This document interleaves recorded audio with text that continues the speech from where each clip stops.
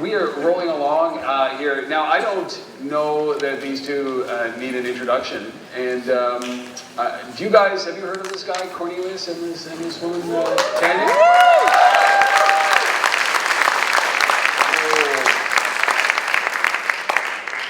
So, for 9 years, they have avoided the stage. There was that one time where they got on stage, and we celebrated them, and this is their first ever appearance on stage with a presentation in full gear as speakers at their own damn conference. Now, that's pretty selfless if you ask me.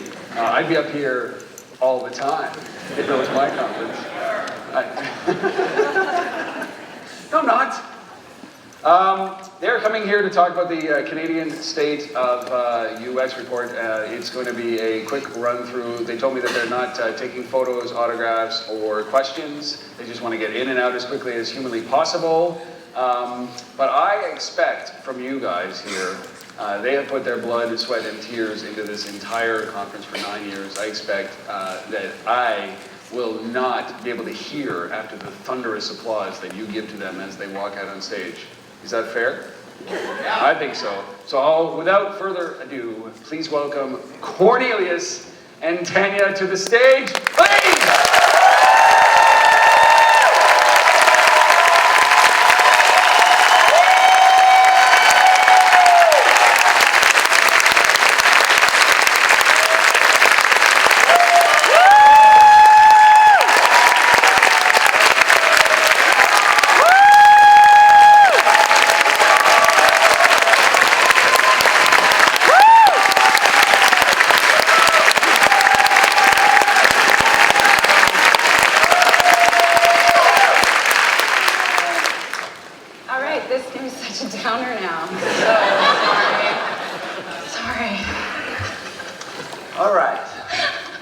We got 15 minutes, so we want to do this quickly.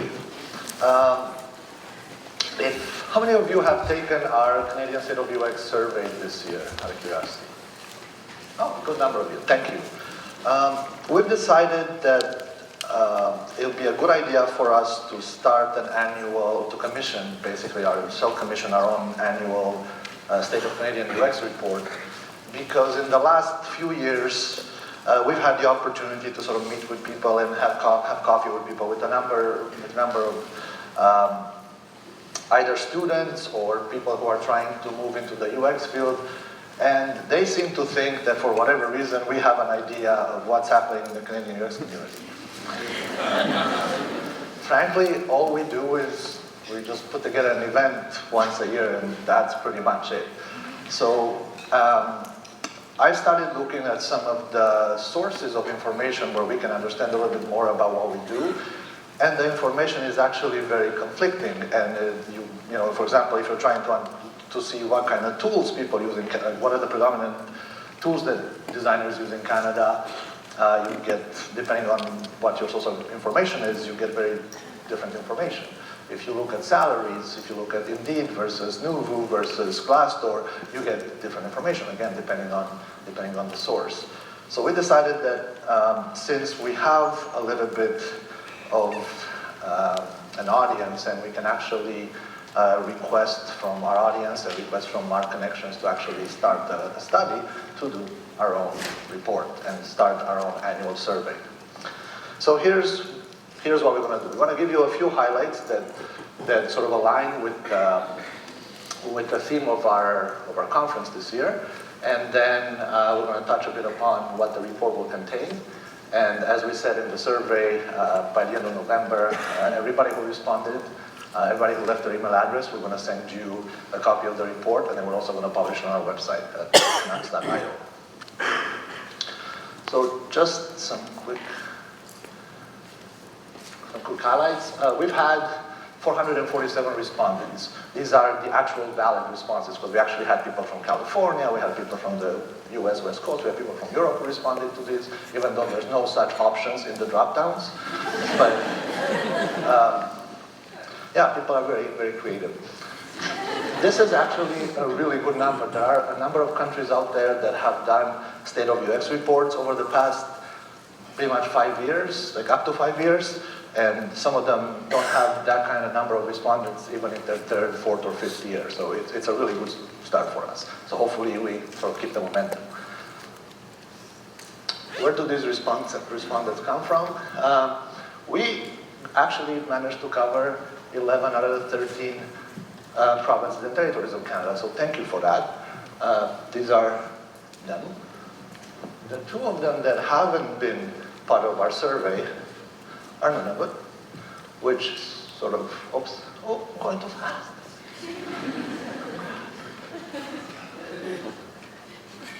Go back, go back. Yeah, I'm gonna do this by hand. There you go. This is what See, happens this when is the clicker thing. You were asking why people stay close to the podium. Control. Well, this is what happens when you build a presentation at 4 a.m. the night before. No, you do shh, it. don't say that.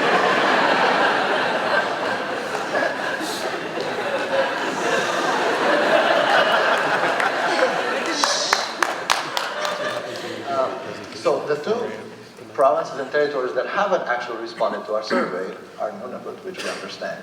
But then Newfie, really? Dude. What, Newfie? Yes.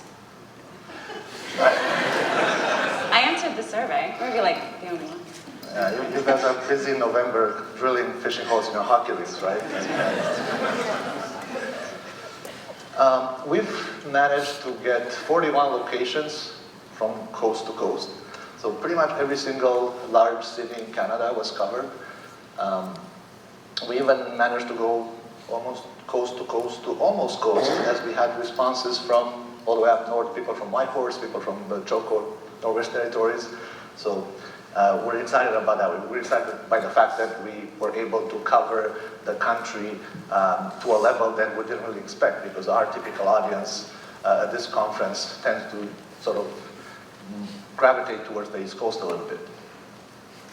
If we look at the respondents by gender, and we sort of plot them in as white boxes, 7 of them preferred not to say what their gender is, which is completely understandable. And then the rest of them were 53% women and 44% men. So to the ladies out there, thank you. To the men, I don't know.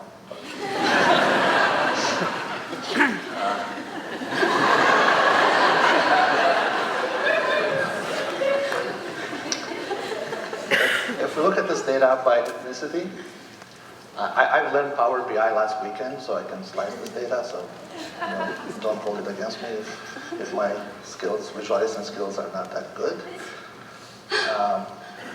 In terms of ethnicity, 39 of you preferred not to say what your ethnicity is, which is kind of unusual. It's about 10% of respondents.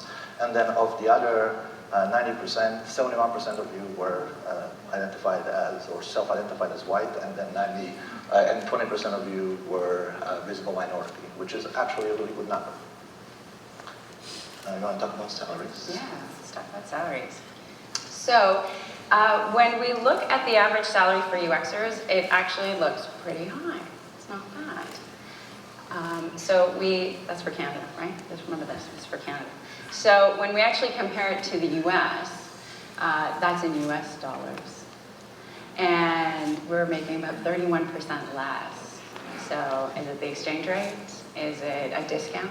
I don't know. But we're making a little less than our American counterpoints. When you look at salary versus gender, as Cornelius said, overall we had more female respondents, but women generally seem to be making less than men in the industry. And we're looking at almost 10K, right? We're looking at 9K difference, so on average. So that was a little bit surprising, actually, to us when we were looking at the data.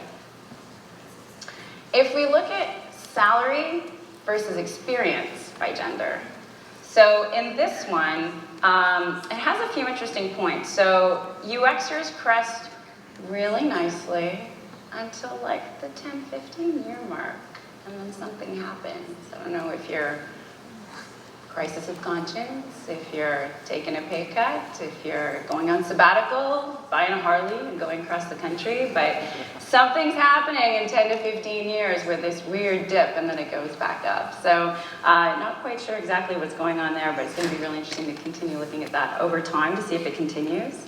In terms of gender, generally speaking, women do seem to be making less than men at almost all the levels, except at that 1 to 3 year and 3 to 5 years, there's almost some parity there. And then as the trend resumes, it seems that there's a lack of parity as we go on.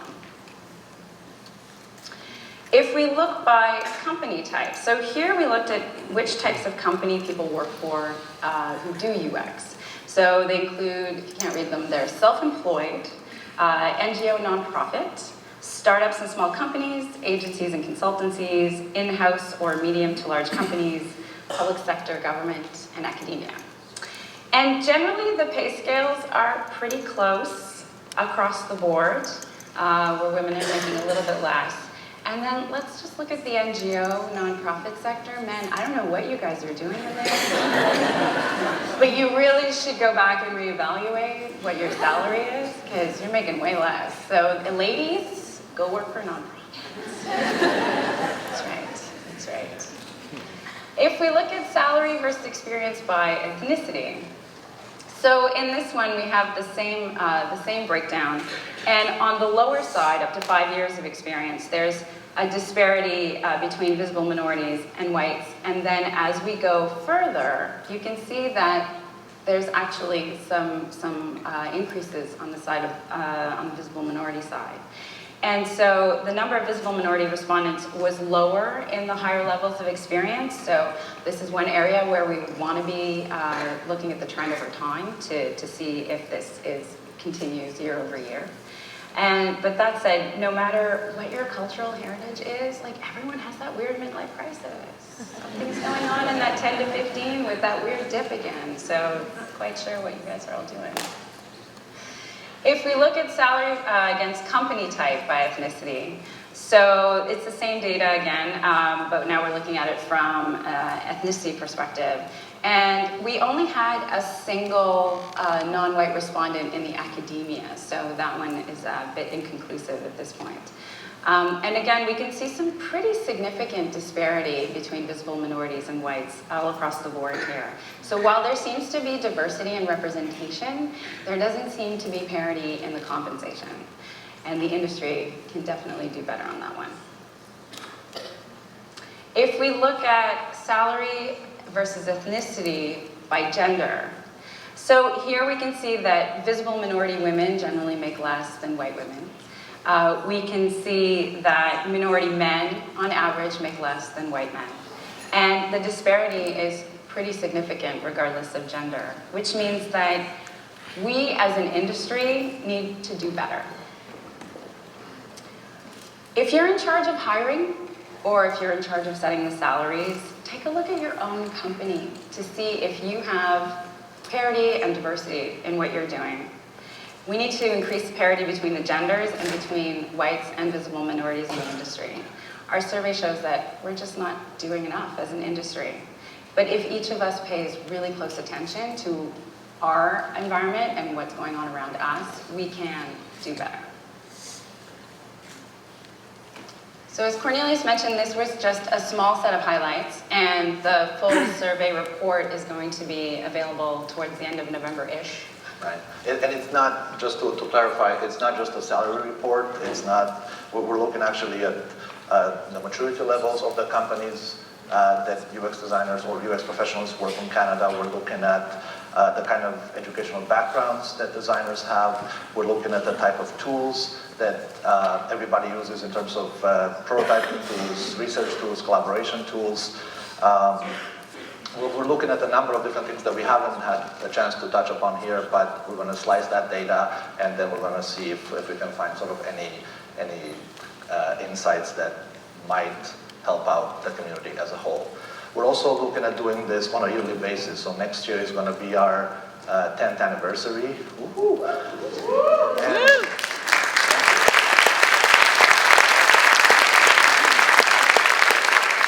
And we're hoping that with the baseline that we gathered this year, which is going to be the first year that we're running this, we're going to be able to see if there's any sort of change or improvement or, I guess, degradation year over year from now on, for at least as long as we run this event.